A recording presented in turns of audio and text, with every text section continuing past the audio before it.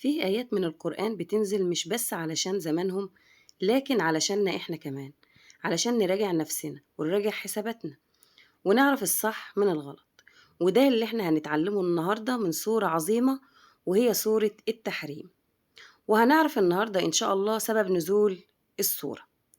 السورة طبعا نزلت على سيدنا رسول الله صلى الله عليه وسلم بعد ما حرم على نفسه شيء أحل الله له، من بس إن هو يعني من باب إن هو يرضي زوجاته. فنزلت الآيات وفيها عتاب من الله سبحانه وتعالى لسيدنا رسول الله صلى الله عليه وسلم. طيب إيه السبب من نزول هذه السورة، وإيه هو الموقف أو الحدث اللي حصل؟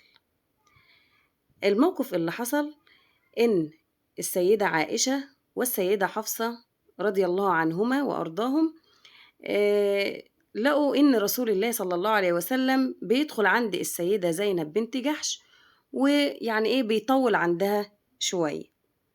فهم بحكم إن هم بشر وزوجات، فبدأت فيهم الغيرة تتحرك. فاتفقوا مع بعض إن هم لما يجي سيدنا رسول الله صلى الله عليه وسلم من قعدته عند السيدة زينب رضي الله عنها، إن هم يعني يقولوا إن إحنا إيه شامين منك رائحة إيه كريهة يعني. فطبعا سيدنا رسول الله صلى الله عليه وسلم كان بيطول في القعدة عند السيدة زينب، لأن كان بياكل عندها عسل. فلما جه ودخل على السيدة عائشة فقالت له: إني أشم منك رائحة كريهة، أشم منك رائحة مغافير. قال: لا والله إن أنا أكلت شربت عسل يعني. قالت له: لا لا، هي رائحة المغافير. المغافير ديت هو زي العسل بس له رائحة نفاذة. ولما دخل سيدنا رسول الله صلى الله عليه وسلم عند السيدة حفصة رضي الله عنها وأرضاها، قالت له نفس الكلام. فهنا الرسول صلى الله عليه وسلم أقسم إن هو مش هيشرب العسل ده تاني. فعشان كده نزلت آيات الله سبحانه وتعالى وهي تعاتب الرسول صلى الله عليه وسلم.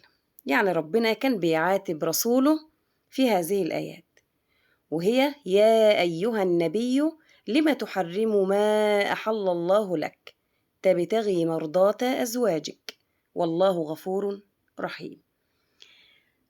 فهنا ربنا سبحانه وتعالى بيعاتب حبيبه علشان ما ينفعش إنه الرسول صلى الله عليه وسلم يحرم ما أحل الله له، لأن العسل هو أكل حلال. وهنا معاتبة الله سبحانه وتعالى لسيدنا رسول الله صلى الله عليه وسلم هي كانت لصالح النبي، لأنه حرم ما أحل الله له. وده الموضوع بيتلخص في التأكيد على بشرية النبي صلى الله عليه وسلم في حياته العادية، إنه بيفرح وبيحزن وبيغضب، يعني أمور بشرية. وإن سيدنا رسول الله صلى الله عليه وسلم بشر، وإن الناس ما تفتنش زي ما حصل مع الأنبياء، إن هم يعني قالوا على الأنبياء إن في منهم أنبياء إن هم إله أو كده. فده بيدل على بشرية سيدنا رسول الله صلى الله عليه وسلم.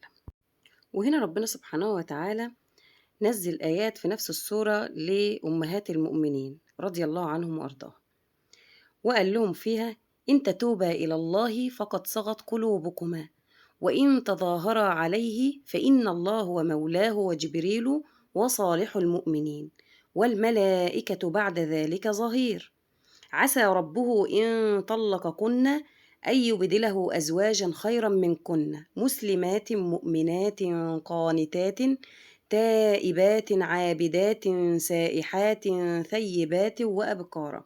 طبعا هنا الآيات فيها ذكر للنية الطيبة، لكن مش دايما كفاية.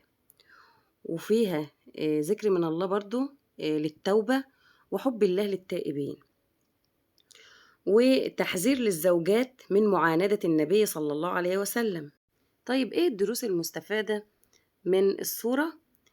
إن طبعا ما نحرمش على نفسنا حاجة ربنا سبحانه وتعالى أحلها علشان إن إحنا نرضي أي حد مهما كان الحد ده غالي عندنا.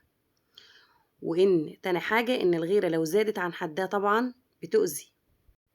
ومهما كانت طبعا النية طيبة لازم إن احنا نراجع نفسنا، هل ده هيرضي الله ولا لأ؟ ومن الحاجات المستفادة من الصورة التوبة طبعا دايما، لأن باب ربنا سبحانه وتعالى دايما مفتوح. وأخيرا طبعا سورة التحريم مش مجرد قصة في بيت النبي صلى الله عليه وسلم، دي رسالة لكل بيت إننا نرجع لله ونكون صادقين ونعرف حدودنا وما نخلطش بين الحب والرضا وبين طاعة الله. ربنا دايما بيربنا بالقرآن، المهم نسمع ونفهم. أتمنى لو الفيديو يعجبكم، ولو استفدتوا منه حاولوا كده تشاركوه مع حد بتحبوه، وما تنسوش كده تعملوا لي لايك وتكتبوا لي تعليق حلو منكم. ولو لسه أول مرة كده بتشوفيني فيشرفني طبعا وجودك في القناة، على راسي. اشتركي معايا وفعلي زر الجرس علشان يوصلك كل جديد. أتمنى يكون الفيديو عجبكم، والسلام عليكم ورحمة الله وبركاته.